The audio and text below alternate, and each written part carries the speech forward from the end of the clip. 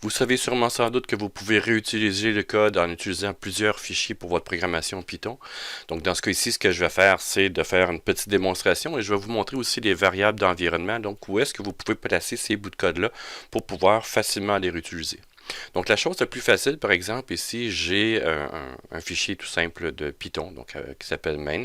Et évidemment, on peut faire ici des imports. Import, par exemple, le module math qui nous permet d'aller chercher des fonctionnalités mathématiques. Donc, autrement dit, de faire math ici, point quelque chose. Et ça me permet d'aller chercher soit des variables ici ou soit des fonctions, par exemple floor, pow et d'autres éléments qui sont là.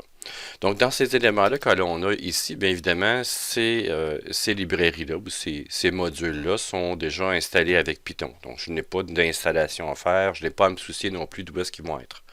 Ce que j'ai besoin, par exemple, si je veux créer mes propres modules, donc mes propres librairies ou mes propres fichiers qui contiennent des fonctions que j'aimerais utiliser, bien, ce que je dois faire, évidemment, bon, la chose la plus simple à faire, c'est de mettre le fichier dans le même répertoire où se trouve le fichier main. Donc, j'ai déjà un fichier ici qui est fait. Bon, j'en ai d'autres ici, là, mais si je veux faire une démonstration, j'ai un fichier qui s'appelle mon module. Et si je le rouvre, donc je le mets ici. Et à l'intérieur de ça, ben, je vais me faire par exemple une fonction que je veux réutiliser plus tard. Et ça serait aussi simple que faire calculer l'aire ici d'un rectangle. Donc je peux faire une fonction def. Ici, calque par exemple aire rectangle.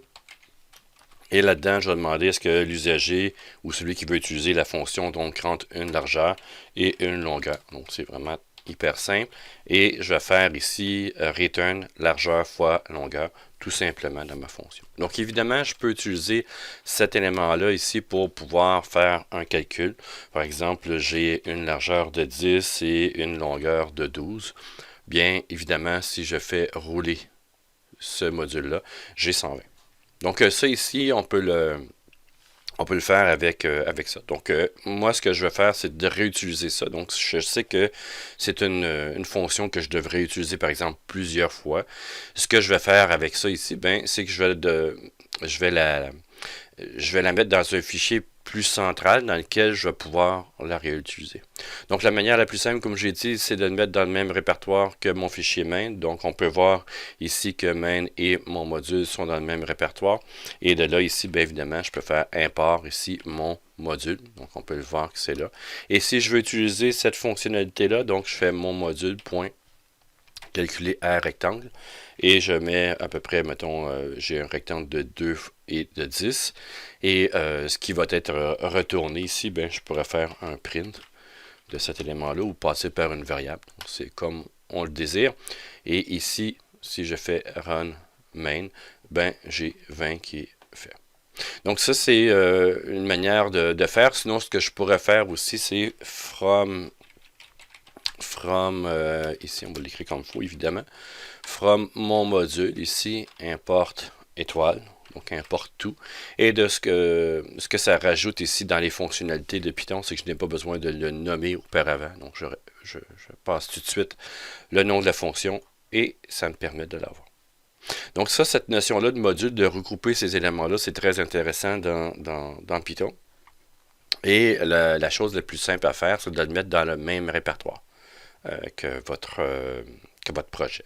Donc, si vous voulez que ça soit fait à chaque fois que vous ouvrez, par exemple, un fichier Python, par exemple un projet Python, et que vous voulez que vos informations, vos modules que vous avez fait, de ne pas avoir à les recopier à chaque fois dans le répertoire principal de votre nouveau projet.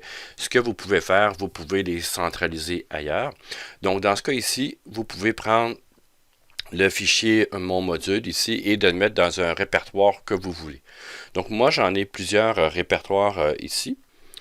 Et si vous regardez, je me suis fait, bon, un des répertoires que j'ai, c'est dans mes documents de Windows ici. Donc ce que j'ai, c'est perso, donc qui se trouve là-dedans. Donc c'est une hiérarchie de répertoires, là. Peu importe où est-ce que vous le mettez, ça ne change pas grand-chose. Et tant que vous vous souvenez où est-ce que c'est. Donc ça c'est la chose. Et j'ai déjà un module que j'ai fait, donc qui s'appelle OBJ Météo. Et ce que je peux faire à l'intérieur de ça, ben, tout simplement de faire mon module et de l'envoyer dans ici, dans mes modules Python. Et de là, ben, ce que je peux faire ici, c'est que je pourrais delete, donc je pourrais supprimer ce fichier-là, et ça fonctionne toujours. Donc si je fais main ici et je le fais rouler, ça fonctionne toujours. Pourtant, mon module n'est plus ici. Pourquoi? C'est que dans les environnements de Python, donc j'ai mis un environnement Python dans les environnements de Windows. Donc, pour faire ça ici, vous tapez dans le menu démarrer environnement. Donc, il y a plusieurs manières d'y aller. Moi, j'aime bien utiliser cette manière-là. Donc, vous avez modifié les variables d'environnement de Python. Et ce que vous pouvez faire ici, vous pouvez rajouter une variable d'environnement qui s'appelle Python Path, et dans laquelle vous mettez vos répertoires, où est-ce que se trouvent vos sources. Donc, dans ce cas ici, moi, j'ai mis C-User, ainsi de suite, et vous avez module Python. Donc, autrement dit, c'est quoi? Ben, c'est ni plus ni moins que ce répertoire-là. Donc, ici, mes modules sont accessibles de partout. Donc, aussitôt que je rouvre une console Python, ici, un projet Python, je veux accéder à mes éléments centraux. Ça peut être fait de cette manière-là. Donc, moi, j'aime beaucoup utiliser ça, même si je sais que dans un projet, j'aime bien aussi faire suivre mes fonctions.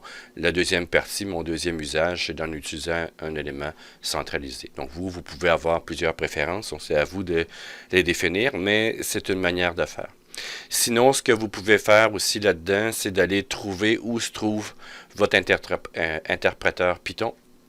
Donc, dans mon cas ici, moi, j'utilise un environnement virtuel. Donc, si je fais dans Fichier, dans PyCharm ici, j'ai dans les Settings ici, je vais avoir où se trouve mon interpréteur. Mon interpréteur se trouve à cet endroit ici. Donc, c'est temp demo venv script Python. Et si je m'en viens dans C temp, ici, on va aller chercher démo. Donc, virtual environment. Et à l'intérieur de ça, ben, je vais pouvoir avoir accès aux librairies, Site Packages. Et à l'intérieur de ça, je pourrais mettre mes informations. Donc, je pourrais mettre, par exemple, mes modules à l'intérieur. Évidemment, ce que ça entraîne comme choix un peu indésirable dans ce cas-là, c'est que si vous avez plusieurs environnements virtuels, vous devez copier vos fichiers Python dans chacun des environnements virtuels que vous avez. Donc, moi, je trouve ça un peu moins intéressant, mais c'est possible de le faire par rapport à ça. Donc, vous pourriez copier ici vos informations là-dessus. Sinon, ce que vous pouvez faire aussi, c'est de créer ici avec un fichier PTH. Donc, si je le rouvre avec un éditeur Notepad, vous avez les variables, bon ici j'ai rien, là, mais vous pourriez mettre vos variables, vos endroits où se trouvent vos informations. Donc, où aller chercher dans le cas où est-ce qu'on cherche un module. Le module ne se trouve pas dans le même répertoire ou dans le répertoire central de tous les autres modules Python. Lui, il va aller chercher les informations ici. Donc, ça, c'est une autre manière de faire pour la notion de PTH. Mais encore une fois, il faut que cette partie-là soit dans l'intérieur de votre environnement Python pour que ça puisse fonctionner. Donc, de manière plus générale, je crois qu'il est plus intéressant, à mon avis, de mettre les informations ici, soit dans le même répertoire, ou soit de créer une variable d'environnement dans Windows avec Python Path comme nom, et vous mettez vos variables d'environnement, et ça permet de centraliser le tout, là, peu importe votre environnement que vous utilisez, peu importe les projets que vous utilisez. Donc, c'est une petite introduction que vous pouvez faire avec les notions d'environnement. Donc, ça va vous aider à programmer en plusieurs petites parties, donc de réutiliser le code. Donc, c'est toujours intéressant et beaucoup plus rapide de faire ceci par petits modules, par petits blocs, que d'avancer avec un script qui est trop grand ou de refaire tout le temps les mêmes choses. C'est beaucoup moins intéressant. Donc, voilà pour ceci. Si vous avez aimé la vidéo, donc n'hésitez pas à mettre un petit pouce en l'air, un commentaire ou de faire ici, de vous abonner à la chaîne. Et moi, ça m'aide beaucoup, donc ça me motive beaucoup pour faire d'autres vidéos. Merci beaucoup.